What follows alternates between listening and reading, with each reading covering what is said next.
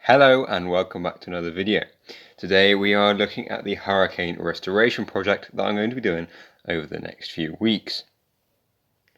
When we are learning to make models, we all make mistakes and make things that are either slightly not accurate or you're just not happy with when you grow older in your modeling career.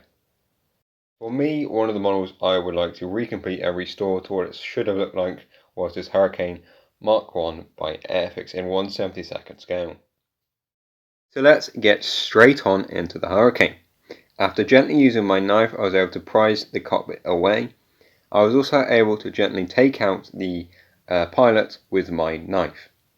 As you can see, I've already gone around with sanding paper to make it a little bit more like a wrecked aeroplane. This is the idea for the model. With sanding paper, I'm going around to make it look like it's been flying through trees and has crash landed, and the mechanics are trying to repair it. That is the ideal thing, and I'm going to be making a base.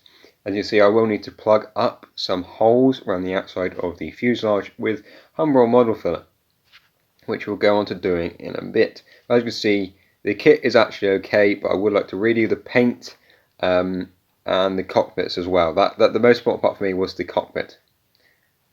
To plug those rather annoying holes in my model, I'm going to be using Humbrol's model filler for modelling and crafting. This comes in a 31mm tube and it has a screw top lid. To apply any model filler, you'll need the model filler, some scrap paper and a wooden skewer or cocktail stick. Now I'm going to take my wooden skewer and get a small slug of model filler onto a cocktail stick or wooden skewer. In my case, I'm using a wooden skewer for easier access with the camera. So we're going to see the point of where the hole is, and we are going to gently apply the model filler. Model filler is rather finicky, especially when I'm trying to do it behind a camera. But once you've got used to it, it does get rather easy, and I must say this model filler is good for beginner modelers.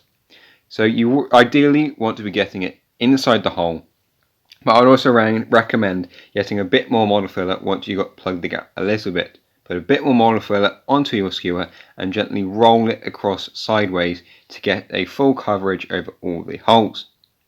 As you can see, it is already starting to fill the model gap much better than if I just left it blank.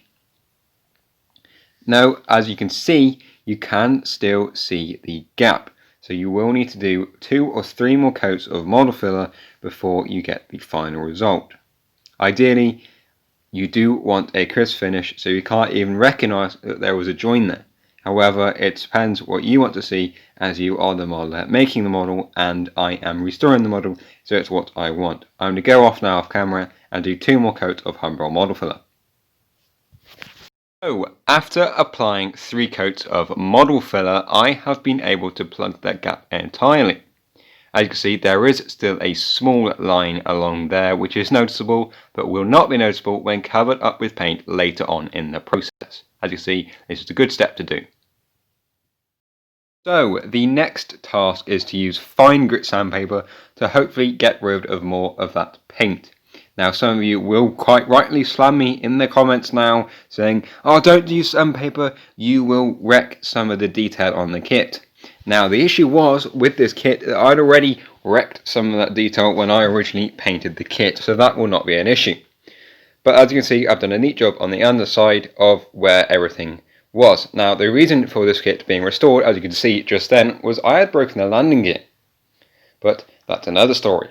So as you can see, I'm just removing more of this paint, or at least attempting to remove more of this paint. Now, acrylic paint is harder to remove than most other paints, hence why not much is coming off. I could have used thicker sandpaper and less fine granulated sandpaper, but that would have risked causing more damage to the model.